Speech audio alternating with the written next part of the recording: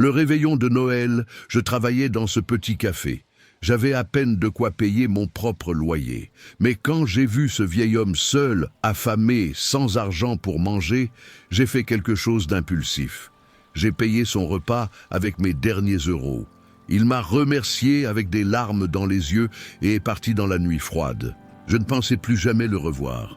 Mais le lendemain matin, le jour de Noël, quelqu'un a frappé à ma porte. Ce qui s'est passé ensuite a changé ma vie d'une façon que je n'aurais jamais pu imaginer. Je m'appelle Emma Durand. J'ai 26 ans et je vis seule dans un petit studio à Bordeaux. Je travaille comme serveuse dans un café modeste du centre-ville, le Coin Chaleureux. Mon salaire est minimal, 1200 € par mois. Après le loyer de 700 €, les factures, la nourriture, il ne reste presque rien. Je n'ai pas de famille. Mes parents sont morts dans un accident de voiture quand j'avais 18 ans. Je n'ai ni frère ni sœur, pas d'oncle, pas de tante. Je suis seul au monde. Les fêtes de fin d'année sont toujours difficiles pour moi. Voir les familles réunies, les rires, les cadeaux, ça me rappelle tout ce que j'ai perdu. Mais je continue, je travaille. Je souris aux clients. Je fais de mon mieux. Cette année, Noël tombait un dimanche. Le patron du café, M. Girard, avait décidé de rester ouvert le réveillon jusqu'à 20 h pour les gens qui n'avaient nulle part où aller. Il m'avait demandé de travailler. J'avais accepté. De toute façon, je n'avais rien d'autre à faire. Le 24 décembre, il faisait un froid glacial, moins 3 degrés. La neige tombait doucement sur Bordeaux. Le café était presque vide. Quelques personnes seules, comme moi. Des gens qui n'avaient pas de famille ou qui ne voulaient pas rentrer chez eux. J'avais dans ma poche mes derniers 40 €. Mon salaire ne tombait que dans 3 jours. Ces 40 € devaient me permettre de tenir jusqu'à la fin du mois. C'était tout ce que j'avais. Vers 18 h, alors que le café allait bientôt fermer, un vieil homme est entré. Il devait avoir au moins 70 ans. Il portait un vieux manteau troué, des chaussures usées, un bonnet élimé. Ses mains tremblaient de froid. Son visage était marqué par les années et la vie difficile.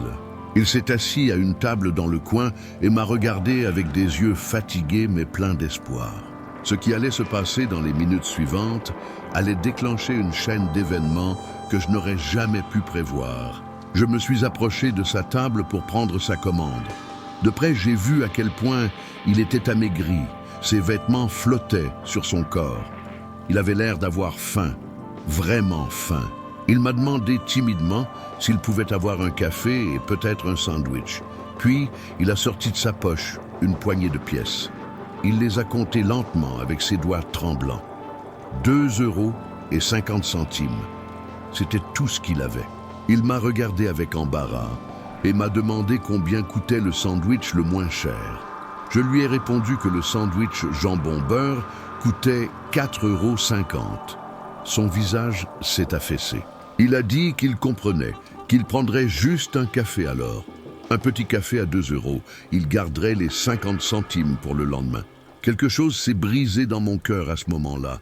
C'était la veille de Noël. Cet homme était seul, affamé, et il n'avait même pas assez d'argent pour un sandwich. Pendant que dans toute la ville, les gens festoyaient, ouvraient des cadeaux, riaient avec leur famille. J'ai pris une décision impulsive, une décision qui n'avait aucun sens financièrement, mais mon cœur me disait de le faire. Je lui ai dit d'attendre un moment. Je suis allé en cuisine, j'ai préparé moi-même un repas complet, une soupe chaude, un grand sandwich jambon-fromage-salade, un dessert et un café. Quand je lui ai apporté le plateau, ses yeux se sont écarquillés. Il a dit qu'il ne pouvait pas payer tout ça, qu'il n'avait que 2,50 €. Je lui ai dit avec un sourire que c'était offert, que c'était Noël, que personne ne devait avoir faim le soir de Noël. Des larmes ont coulé sur ses joues ridées. Il m'a pris la main et l'a serrée avec force. Il m'a remercié encore et encore. Il m'a dit que j'étais un ange, que Dieu me bénirait pour ma bonté. Je lui ai dit de manger tranquillement, qu'il pouvait prendre son temps. Puis je suis retourné derrière le comptoir. Mon patron, M. Girard, m'a regardé avec un sourcil levé. Il avait tout vu. Il m'a demandé si j'avais l'intention de payer ce repas. J'ai hoché la tête. Il a soupiré et a dit que c'était ma décision, mais que le repas coûtait 12 €. 12 €. Sur mes 40 derniers euros, il m'en resterait 28 pour tenir 3 jours. C'était risqué, mais je ne regrettais rien. Le vieil homme a mangé lentement, savourant chaque bouchée. On voyait qu'il n'avait pas mangé correctement depuis longtemps. Quand il a fini, il s'est levé difficilement et s'est approché du comptoir pour me rendre ses 2,50 €. Je lui ai dit de garder son argent, qu'il en aurait besoin. Mais il a insisté. Il m'a dit qu'il voulait au moins payer le café, même si je lui avais offert le reste. J'ai accepté ces 2 €, juste pour ne pas le vexer. Il m'a souri, un sourire édenté mais sincère. Puis il m'a dit quelque chose d'étrange. Il m'a regardé droit dans les yeux et m'a dit que ma gentillesse ne serait pas oubliée, que Noël était une période de miracles et que les bonnes actions étaient toujours récompensées. J'ai pensé que c'était juste un vieil homme qui me remerciait à sa façon. Je lui ai souhaité un joyeux Noël et il est parti dans la nuit froide, disparaissant dans la neige. Le café a fermé 1 heure plus tard. Je suis rentré chez moi, seul, dans mon petit studio. J'ai réchauffé une soupe en boîte pour mon propre réveillon de Noël. J'ai regardé la télévision un moment, puis je me suis couché. Je ne savais pas que ma vie allait changer le lendemain matin. Le 25 décembre, je me suis réveillé vers 10 heures. C'était ma seule journée de congé de la semaine. J'ai préparé un café et je me suis installé près de la fenêtre, regardant la neige tomber sur la ville déserte. Vers 11 heures, quelqu'un a frappé à ma porte. Des coups fermes, répétés. J'étais surprise. Je ne recevais jamais de visite. Je n'avais personne. J'ai regardé par le Judas. Il y avait 2 hommes devant ma porte. Un homme âgé d'environ 60 ans, très bien habillé, avec un long manteau noir élégant. Et un homme plus jeune, la trentaine, en costume, tenant une mallette. J'ai ouvert la porte prudemment, la chaîne de sécurité encore attachée. J'ai demandé qui ils étaient et ce qu'ils voulaient. L'homme âgé m'a demandé si j'étais Emma Durand, la serveuse qui travaillait au coin chaleureux. J'ai hésité, puis j'ai dit oui. Il a souri chaleureusement et m'a demandé s'il pouvait entrer pour me parler, que c'était important. Quelque chose dans sa voix m'a rassuré. J'ai ouvert la porte et les ai laissés entrer dans mon petit studio. L'homme s'est présenté. Il s'appelait Monsieur Philippe Marchand. Il était le PDG d'un grand groupe immobilier dans le sud de la France. L'homme plus jeune était son avocat, Maître Rousseau. Philippe Marchand m'a regardé avec des yeux humides et m'a dit quelque chose qui m'a laissé sans voix. Il m'a dit que le vieil homme à qui j'avais offert le repas hier soir était son père. Son père, André Marchand. J'étais confuse, son père, mais le vieil homme semblait si pauvre, si démuni. Philippe Marchand m'a raconté l'histoire, une histoire qui m'a brisé le cœur. Philippe m'a expliqué que son père, André, avait été un homme d'affaires prospère. Mais il y a 5 ans, il avait développé la maladie d'Alzheimer. Sa mémoire s'était détériorée. Il avait des moments de confusion, des pertes de mémoire, des désorientations. Il y a 2 ans, André avait commencé à fuguer. Il quittait la maison familiale sans prévenir, oubliant où il vivait, qui il était. La famille avait dû engager des infirmières à plein temps pour le surveiller. Mais la veille de Noël, André avait réussi à s'échapper. L'infirmière s'était assoupie quelques minutes et André était sorti. Il avait marché dans le froid pendant des heures, complètement désorienté. Philippe et sa famille l'avaient cherché partout. Ils avaient appelé la police. Ils avaient fouillé toute la ville. Ils étaient terrifiés à l'idée qu'il meure de froid dans la rue. C'est seulement tard dans la nuit qu'André était rentré. Il ne se souvenait pas de grand-chose. Mais il avait un reçu dans sa poche, un reçu du coin chaleureux. La police avait retrouvé le café. Le patron, Monsieur Girard, leur avait raconté ce qui s'était passé. Une jeune serveuse qui avait payé un repas complet pour un vieil homme sans le sou.